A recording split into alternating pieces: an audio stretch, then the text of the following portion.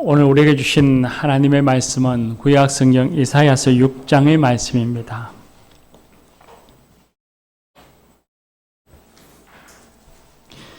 이사야서 6장 1절에서 8절의 말씀입니다. 구약 성경 974쪽에 있습니다. 이제 하나님의 말씀을 경청하시겠습니다.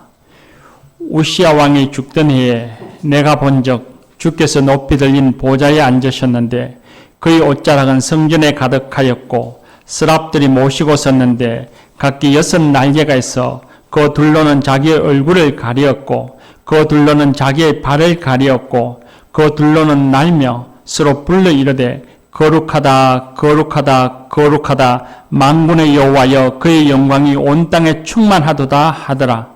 이같이 화답하는 자의 소리로 말미암아 문지방의 터가 요동하며 성전의 연기가 충만한지라. 그때 내가 말하되 화로다 나여 망하게 되었도다. 나는 입술이 부정한 사람이요 나는 입술이 부정한 백성 중에 거주하면서 만군의 여호와이신 왕을 배었음이로다 하였더라. 그때 그 스랍 중에 하나가 부젓가락으로 제단에서 집은 바 빈 숯을 손에 가지고 내게로 날아와서 그것을 내 입술에 대며 이르되 보라 이것이 내 입에 닿았으니 내 악이 지하여졌고 내 죄가 사하여졌느니라 하더라. 내가 또 주의 목소리를 들으니 주께서 이르시되 내가 누구를 보내며 누가 우리를 위하여 갈꼬 하시니 그때 내가 이르되 내가 여기 있나이다 나를 보내소서 하였더니 아멘. 이 말씀으로 은혜 주실 줄 믿습니다. 여호수아 중창단 찬양하겠습니다.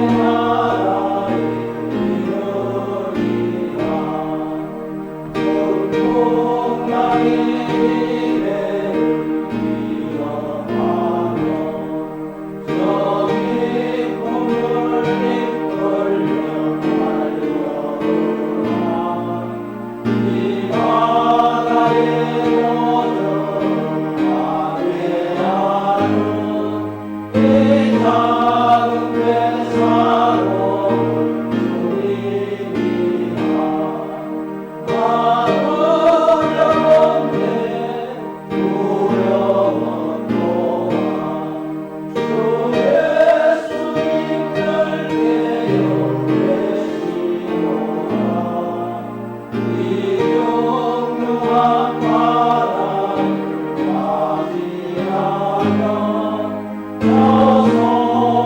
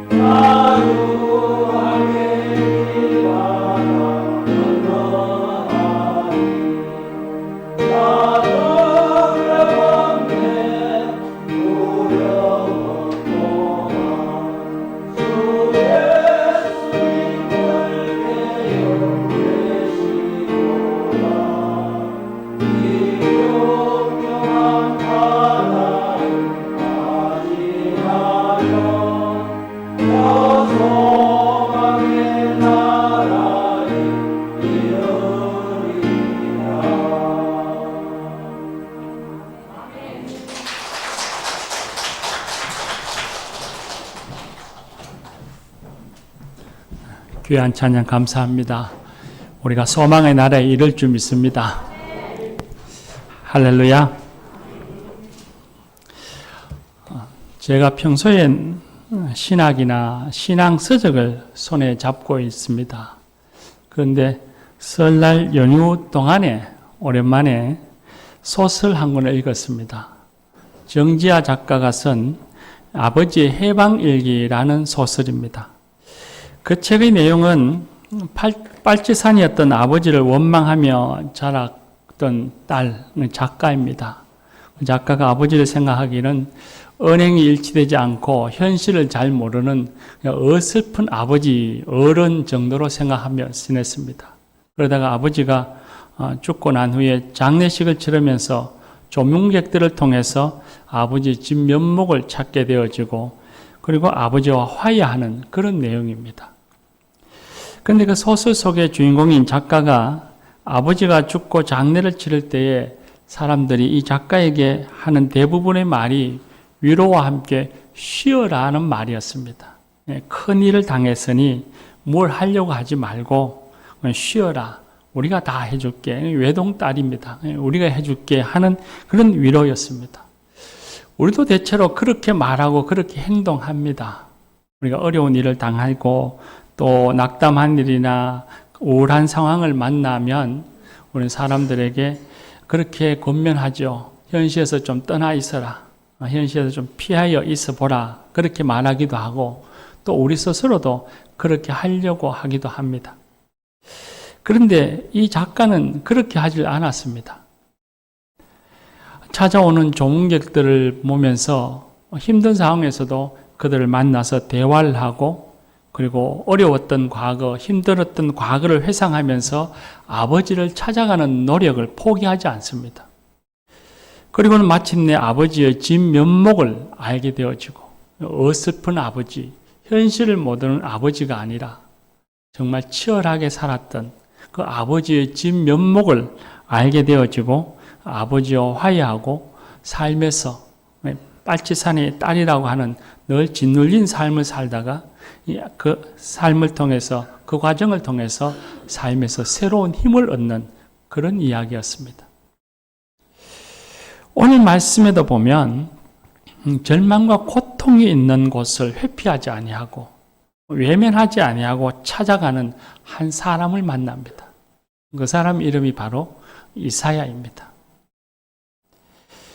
방금 읽은 이 말씀, 위대한 예언자 이사야 선지자의 소명에 대한 말씀입니다. 다른 예언서들을 보면 예언서의 대부분은 다 말씀을 시작하는 1장 1절에 혹은 2절, 3절 이런 때에 대부분 초반부에 자기가 어떻게 또 어디에서 언제 하나님의 부르심을 받았는가를 기록하고 있습니다. 그런데 이사야서는 독특하게 6장이나 되어서 비로소 자기의 소명의 이야기를 기록하고 있습니다. 이사야 선지자는 우시야 왕이 죽던 해인 주전 793년에 소명을 받았습니다. 아사랴라고도 불리는 이 우시야 왕의 이야기는 역대하 26장, 27장에 따르면 이 우시야 왕은 매우 강력한 왕으로 기록되어 있습니다. 우시야는 중농 정책으로 국가를 부강하게 했으며 예루살렘 성벽 방어에 유리하도록 화살을 쏘고 돌을 날릴 수 있는 무기를 제작했고 군대를 개편하고 군비를 정강해서 아주 강한 군사력을 보유하게 했습니다. 또 블레셋과의 전쟁에서 승리하고 암몬에게서는 조언을 받았고 아라비아까지 통상을 확대했습니다. 에시온 개별의 요새화된 항구인 엘랏을 재건해서 국제무역을 통해서 경제적인 부를 쌓았습니다. 애굽에까지 그의 이름을 알릴 정도로 아주 유능하고 강력한 왕이었습니다. 그러나 햇빛이 밝으면 그림자가 더 짙다라고 했던 것처럼 이 외적인 번영은 백성들의 사치와 향락을 불러왔고 종교적으로는 신앙의 부패와 타락이라고 하는 짙은 그림자를 드리웠습니다. 이런 내용은 이사야서 1장과 5장 사이에 잘 나타나 있습니다. 여러분이 지역에 돌아가시면 꼭 한번 읽어보시기를 바랍니다.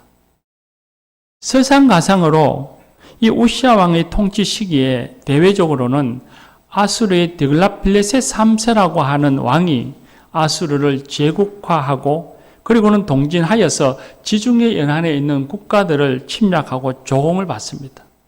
그리고 그들의 그 힘이 이제는 우시아가 다스리는 남유다에까지 미쳐서 위협했습니다. 이런 상황에서 이 남유다는 불행하게도 강력한 왕이었던 우시아 왕이 죽는 일을 경험합니다. 우시아 왕, 나라를 부강하게 하고 강력하게 했던 이 우시아 왕이 죽음으로써 위기 때에 나라를 기댈 희망의 언덕이 사라져 버렸습니다. 이사야 선지자는 이런 때에 하나님의 부르심을 받았습니다. 1절에 보면 우시아가 죽던 해라고 하는 표현이 담아내고 있는 이야기입니다. 학자들에 의하면 이사야 선지자는 왕족이나 최소 귀족으로서 나라의 정치 문제, 나라 경영이 아주 민감한 위치에 있었을 것이라고 말합니다. 이사야 선지자는 우시아 왕이 죽자 나라가 국가적인 위기가 닥쳐왔다는 것을 직감합니다. 그리고는 성전을 찾았습니다. 그때 성전에서 오늘 우리가 읽은 말씀처럼 하늘 성전의 환상을 봅니다. 하나님께서 높이 들린 보좌에 앉으셨고 옷자락은 성전에 가득하였는데 하나님 옆에 선 서랍들, 천사들이죠. 그 천사들이 하나님이 거룩하심을 찬양하는데 그 소리가 얼마나 컸던지 성전의 문지방의 터가 흔들리고 연기가 성전에 가득했다고 합니다. 이런 신비롭고 거룩한 환상 장면들을 보고서는 이사야는 두려움에 휩싸여서 몸을 떨어야 했습니다. 거룩하신 하나님의 영광을 본 이사야 선지자는 자기가 부정하다는 걸 깨닫습니다. 또한 자기 백성들이 부정하다는 것을 발견하고서는 망하게 되었다고 통곡했습니다. 화로다. 나는 망하게 되었도다. 나는 입술이 부정한 사람이요. 나는 입술이 부정한 백성 중에 거주하면서 만군의 여호와이신 왕을 배웠습니다. 절망했습니다. 그런데 두려움에 절망하고 있는 이사야에게 천사 중에 하나가 제단에서 핀 숯을 가져다가 부정한 입술에 대면서 보라, 이것이 내 입에 닿았으니 내 악이 제하여졌고 내 죄가 사하여졌느니라 라고 선언했습니다.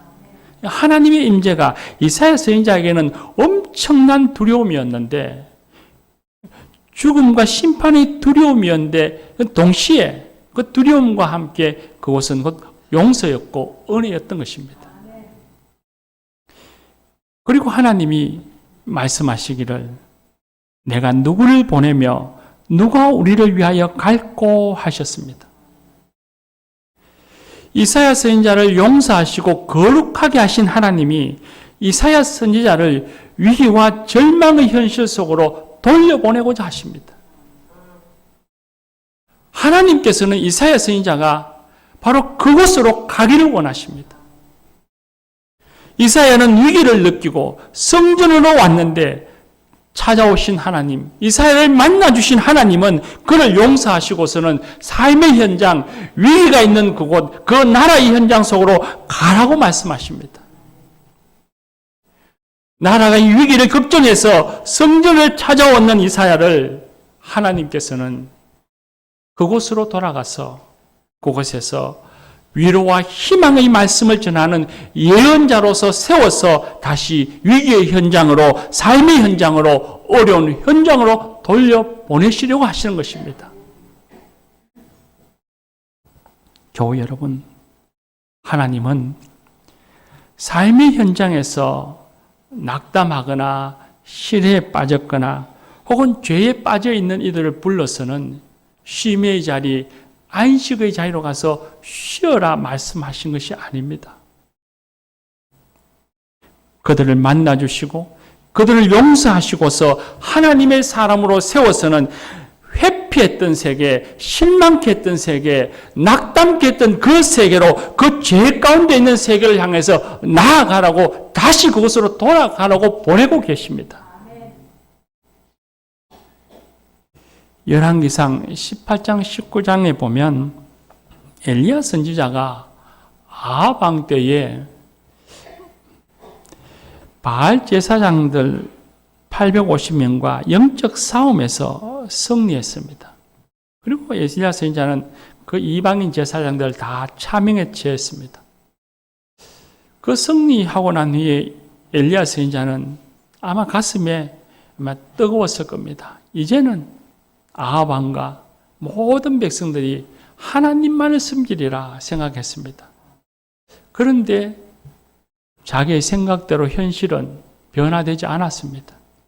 아합 왕의 아내였던 이세벨은 오히려 하나님의 선지자들을 찾아서 죽였습니다. 그때 엘리야 선지자가 피신해서 노뎀나무 그늘에 앉아 있으면서 두려움과 절망 속에서 하나님께 죽기를 간청했습니다. 주여, 내 생명을 거두어 주소서. 그때 하나님이 이 엘리야 선지자를 찾아오십니다. 그리고 그를 만나시면서 세미한 음성으로 말씀하시기를, 네가 절망의 현장으로 가라.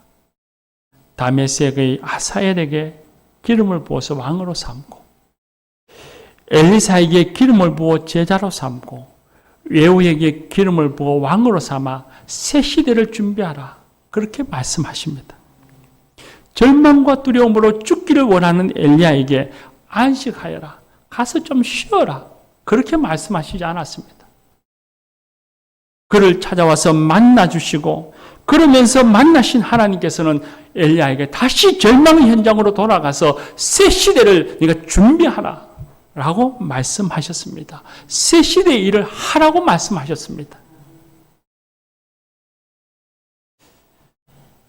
신약 성경에 베드로가 예수님이 잡히시고 제사장에게 예수님이 신문 받으실 때에 예수님을 따라갔다가 큰 시험을 당합니다. 그리고는 예수님을 모른다고 3번이나 부인했습니다. 그리고 베드로는 그 순간 자신의 나약함을 깨닫고 비관하며 자신의 가슴을 치며 통곡합니다. 절망하죠. 그리고 난 후에 그는 자신을 비관하고 아무런 의욕이 없이 이제 다시 갈릴리로 돌아가서 모든 것을 포기하며 그렇게 살기로 작정하고 어부가 되어서 합니다. 그때 예수님께서 찾아오셨습니다. 그리고 말씀하십니다. 너가 나를 사랑하느냐? 라고 말씀하십니다. 그리고는 베드로가 예, 제가 주님을 사랑합니다. 그를 주님이 용서해 주셨습니다. 그리고 난 후에 주님께서 그에게 말씀하십니다. 내 양을 먹이라 말씀하십니다. 다시 제자의 길로 가라고 말씀하십니다. 너가 지쳤으니, 너가 시리에 빠져 있으니, 너가 낙담하고 있으니 가서 좀 쉬어라. 세상을 떠나 있어라. 너를 낙담하게 했던 이 세상에서 좀 비켜나 떠나 있어라 말씀하시지 않았습니다. 너를 절망케 했던 그곳으로 다시 돌아가서 주의 제자가 되어 살아라고 말씀하셨습니다.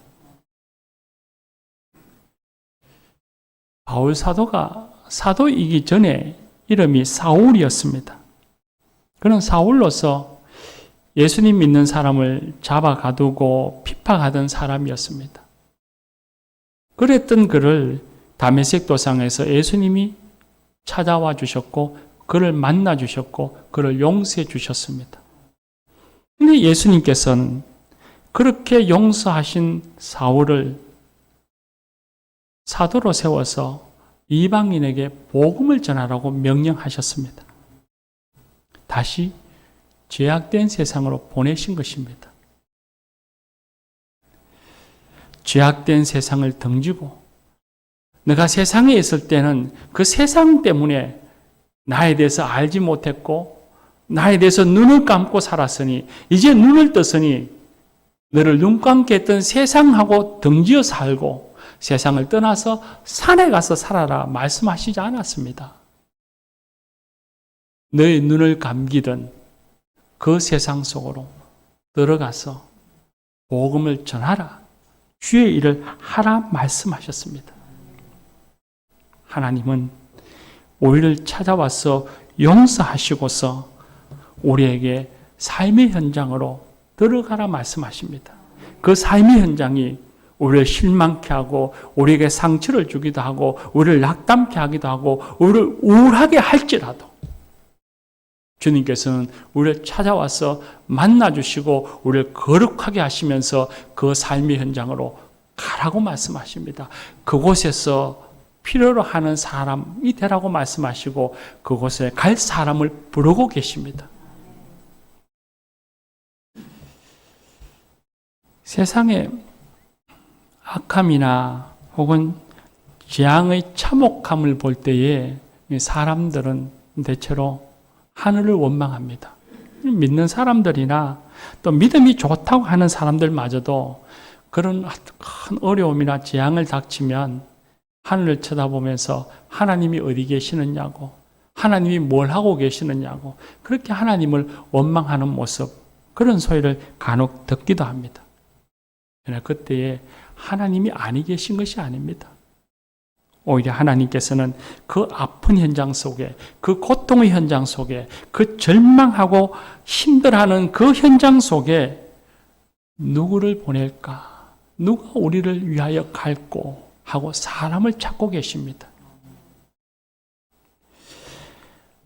그들이 그 절망하는 곳에, 고통하는 곳에 가서 하나님의 위로와 소망의 말씀을 전하면서 그들을 새 힘으로, 새로운 삶으로 나아오도록 이끌어줄 하나님의 사람을 찾고 계십니다. 이사야 선지자는 하나님의 그 부르심을 받고서는 손을 들어 말합니다. 주여, 내가 여기 있습니다. 나를 보내소서. 교회 여러분, 이사야 선지자가 성전에서 하나님을 만나면서 가지는 두려움이 그만의 것은 아닐 것입니다. 저와 여러분도 예수님이 아니었다면, 예수님을 만나지 못하고 예수님을 믿지 않았더라면 오늘 이 자리에 하나님이 임하실 때 우리는 똑같은 두려움, 아니 그보다 더 큰 두려움 속에 떨게 될 것입니다. 사람은 누구나 하나님의 빛이 비치면 자신의 죄성, 그 어두움이 낱낱이 드러나서 심판과 죽음의 두려움에 떨 수밖에 없죠. 마치 부모를 속이고 잘못을 범한 자녀가 부모의 눈을 마주치지 못하고 부모를 슬슬 피하고 보기를 두려워하는 것과 아마 같은 심정일 겁니다. 그러나 하나님께서는 그런 이사야를 용서하시고 거룩하게 하신 것처럼 예수 그리스도를 통해서 죄인된 우리, 두려워 떨 수밖에 없는 우리를 용서하시고 우리를 거룩게 만들어 주셨습니다. 거룩한 하나님의 백성이요, 거룩한 자녀로 불러주셨습니다. 우리도 이제는 이사야 선지자처럼 하나님의 은혜로 용서받고 거룩하게 되었으니 하나님께서 이사야 선지자에게, 베드로 사도에게, 바울 사도에게 하신 것처럼 우리에게도 내가 누구를 보낼까? 누가 우리를 위하여 갈고? 라고 사람을 찾으실 때에, 우리에게 말씀하실 때에 이사야 선지자처럼 손을 번쩍 들어 주여, 내가 여기 있습니다. 나를 보내소서 자원하는 성도들이 되십시다. 모두가 침묵할지라도 주여, 내가 여기 있습니다. 나를 보내소서 자청하는 하나님의 사람이 되십시다. 제자들이 되십시다. 우리가 살아가는 삶의 모습들을 보면 과거와는 많이 달라진 삶의 모습으로 살아간다는 것, 많이 변화되었다는 것을 우리는 느끼게 됩니다.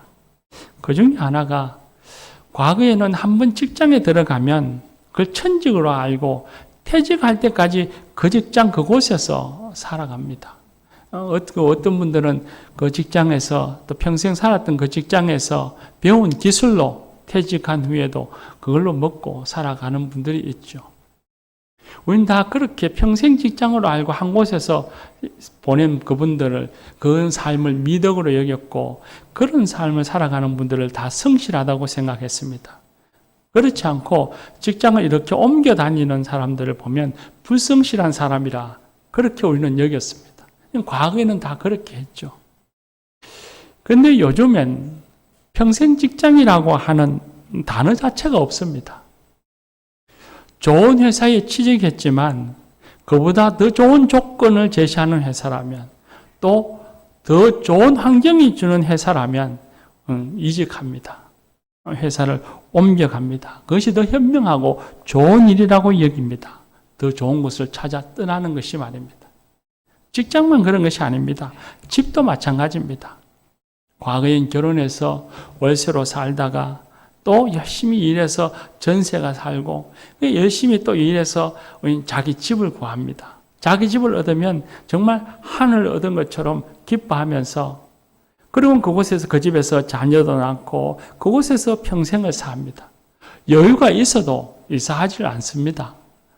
그 동네에 정이 들고 그곳 사람들과 정이 들어서 거기에서 그냥 일생을 살아가고 마칩니다. 근데 요즘은 그렇지 않습니다.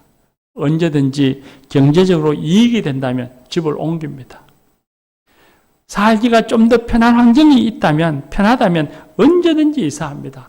저쪽 동쪽 끝에서부터 서쪽 끝이라도 언제든지 이런 조건만 나아지면 이사하게 되고 그런 사람들을 보면 우리는 오히려 부러워하기도 합니다. 자녀들 교육도 마찬가지입니다. 자녀들 교육에 조금이라도 더 도움이 되는 학군이라면 집 가까이 있는 학교를 놓아두고 저 멀리까지 매일같이 차를 태워서 그 아이를 학교에 보냅니다. 더 좋은 환경, 더 좋은 조건을 찾아서 옮겨갑니다. 그런 모습들을 나쁜 일이라 여기지 않습니다. 각자의 형편과 생각에 따라서 충분히 있을 수 있는 일이고 그렇게 옮겨서 더 좋은 일이 있을 수 있죠. 그런데 문제는 이런 사고와 이런 생활 풍습이 신앙에도 영향을 미친다는 겁니다. 이제는 우리 교회, 내 교회라고 하는 개념 자체가 점차 사라져가고 있지 않을까 하는 생각을 합니다. 우리 교회, 내 교회라는 생각 자체가 희미해져 갑니다.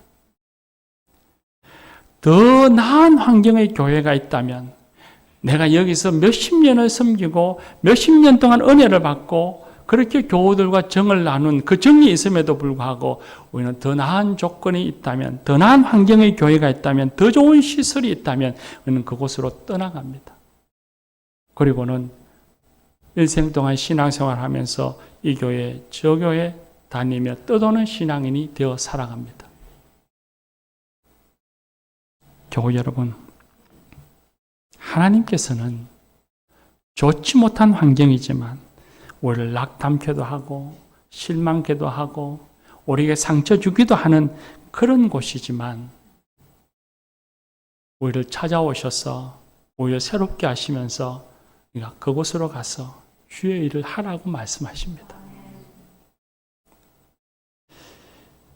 그런데 우리는 주님의 그 말씀을 외면합니다. 더 나은 환경, 더 편리한 곳, 더 안락한 곳, 주님 주신 은사로서 섬기는 곳이 아니라 내가 가서 누군가로부터 섬김을 받는 곳, 누릴 수 있는 것을 찾아갑니다. 예수님이 말씀하신 좁은 길로 가라는 말씀은 어느덧 잊혀졌고 우리는 회피하고 있습니다. 그 길이 생명의 길이요. 그곳에 하나님이 계시는데도 말입니다. 신앙은 은혜를 사모하고 은혜를 받기만을 바라는 것이 아닙니다. 신앙은 하나님의 뜻이 있는 곳에서 하나님의 일을 하는 것입니다. 그 일을 하기 위해서 은혜가 필요한 것입니다.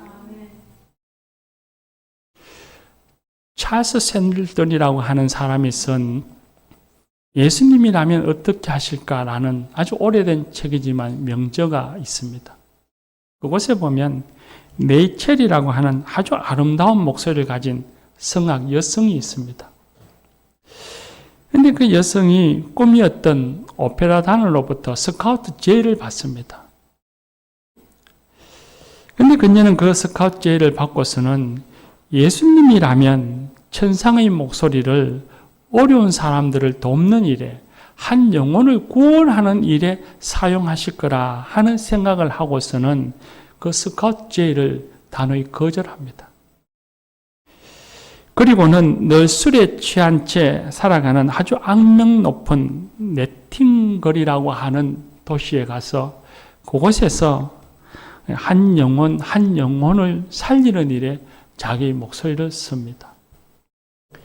그리고 그곳에서 정말 한치도 변하지 않을 것 같은 죽은 도시, 죽은 마을이라고 여겼던 그곳에서 이 네이첼의 아름다운 목소리를 들은 사람들의 심령의 변화가 오면서 그리스도의 향기가 전해지기 시작합니다. 조 여러분, 이것이 신앙 아니겠습니까? 이것이 신앙이 가진 힘 아니겠습니까? 그것이 하나님이 우리에게 주시는 감동이라고 믿습니다. 물론 인간적으로 좁은 길을 가는 것, 하나님의 일을 하는 것이 인간적인 면에서는 힘들고 어려운 일이기도 할 것입니다. 그러나 그 길을 행하여 가면 우리는 그곳에서 하나님이 주시는 참된 기쁨과 삶의 의미와 보람을 찾게 될 것입니다.